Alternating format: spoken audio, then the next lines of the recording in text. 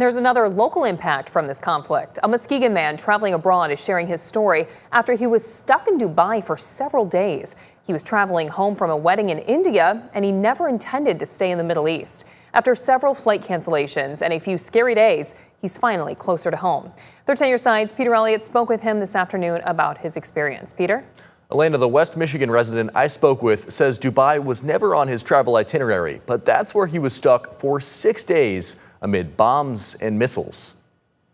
One day I see a missile in the air going right over my head, and I see an interceptor just fall right after it. Damanpreet Singh had always wanted to visit Dubai. Never planned on it in this way. Instead, the Muskegon native found himself in the middle of a sprawling regional conflict after the U.S. and Israel launched strikes on Iran on February 28th. My plan was not to go to Dubai. I was in India for a wedding.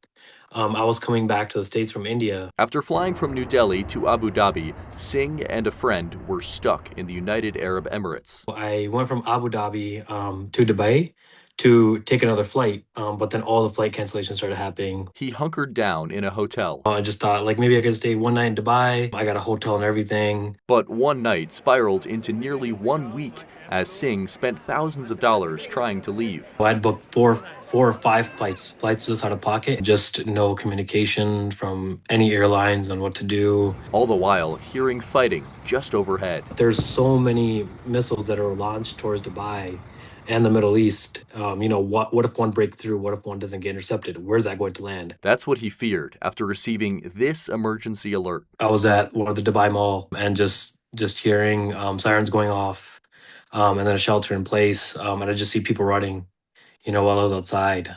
So that was a very scary moment. Singh says the U.S. Embassy eventually found him a flight from Abu Dhabi to Washington, D.C., but by then, he had already paid for a flight to Amsterdam on Friday morning. One of the last days, I was like, I just need to get out of here. I don't care how much I pay. He's now staying with a friend in Belgium with plans to fly back to the U.S. on Monday. So I'll be home Tuesday morning in Grand Rapids. People should be thankful, that they're safe, that they don't have to experience something like this.